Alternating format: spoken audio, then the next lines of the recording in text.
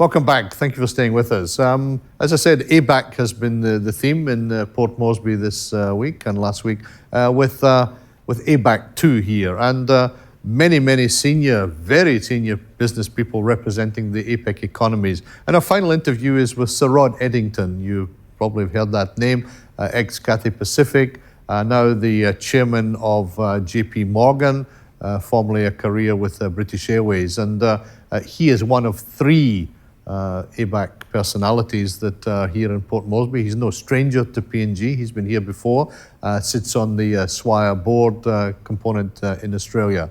So Sir Rod Eddington, a lot of empathy, a lot of affection for Papua New Guinea, and I think you'll see that in the interview. Let's listen to my interview with Sir Rod Eddington. Welcome to the show, and thank you for speaking with us. Thanks, David. Not the first time? Not for me. To PNG. Tell me a little bit about your war stories. I came here many years ago when I was working for Cathay Pacific. We flew to PNG on our way to Port Moresby, on our way to Auckland. And as part of the Swire group then, I've obviously kept those links with PNG. You're still involved with Swire? Yes, I'm on one of the family boards in Australia. They have substantial interest in Australia and, of course, separately substantial interests here through steamships and the like. Yeah. And that's a long-lasting and well-established relationship. Okay. So, Rod, a little bit about yourself. I mean, as I say, we're very impressed with the cast that come for ABAC. Every economy has three main players. Yes. So a little bit more about yourself. I mean, what got you into the role with ABAC? I originally was a transport man in aviation, worked in Korea, Japan and Hong Kong for many years, working for Swires and Cathay Pacific, which I absolutely loved. Yes. And so my interest and passion for Asia is long lasting. My wife's Korean, David, so I've got strong links with Asia in many ways. So it's kimchi for dinner and kimchi for breakfast and lunch, is it? It is. Fortunately, I like it, David. The other two ABAC personalities from Australia, who are they?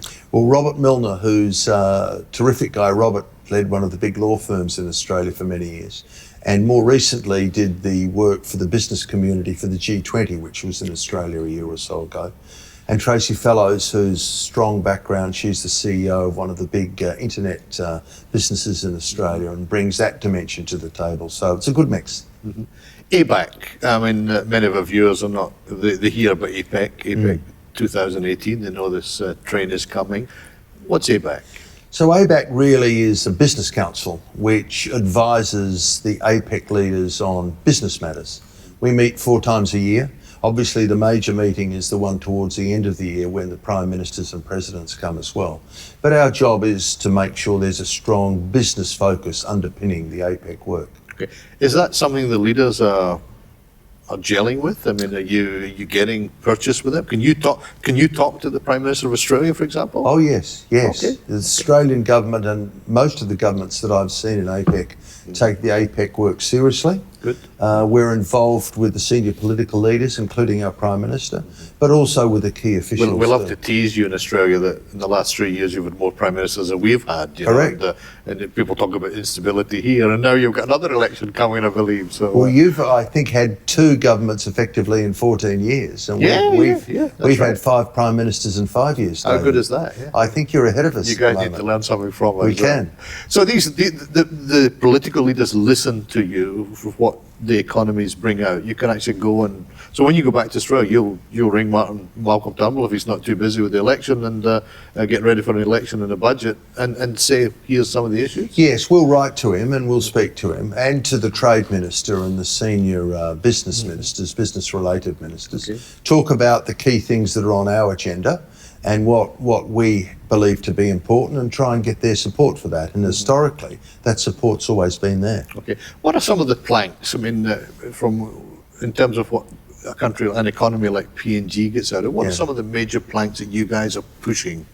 Well, I think for us, PNG's part of APEC, an important part of APEC. And of course, PNG's on its own journey.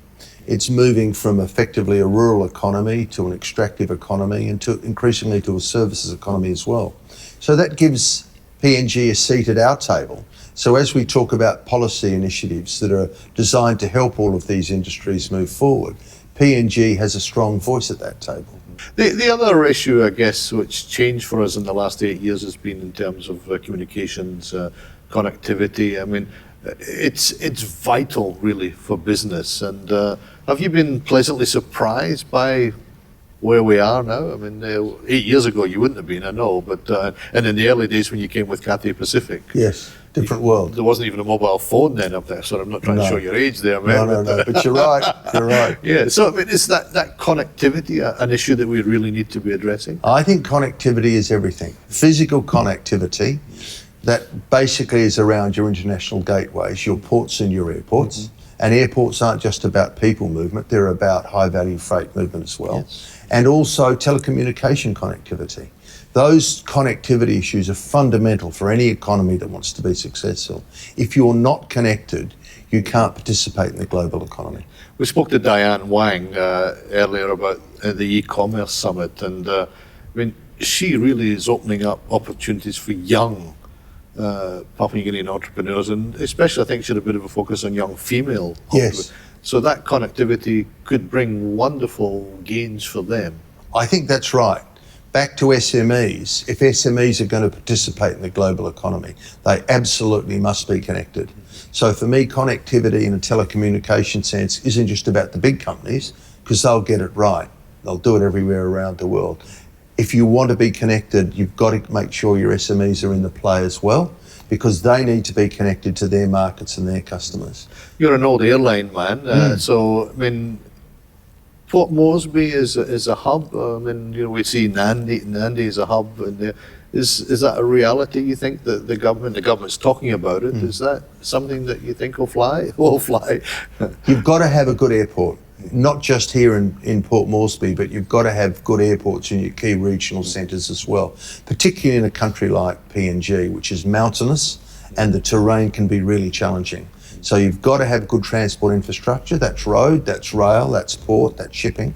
And I think increasingly PNG is looking to use the airport in Port Moresby particularly as a regional hub. And it's important to make sure you've got good access, so you don't just have your own airline, Air New Guinea and the big carriers like Qantas, but as many of the Asian carriers serving Port Moresby as possible. Yeah, we agree with that. I mean, a bit of competition might bring the price down. It's a good thing. I see the code share has just been approved again with Air New Guinea and Qantas. Yes. But yeah, the more players, I mean, well, you probably found out not so much flying from Australia, but some of your colleagues flying from from Southeast Asia would have been horrified, I think, by the airfares. And also, how easy is it to get here, David? Yes. It's not just about the cost, it's about accessibility. If you can fly non-stop to a place rather than via an intermediate point, you're always much more likely to make the journey, in my experience. Okay.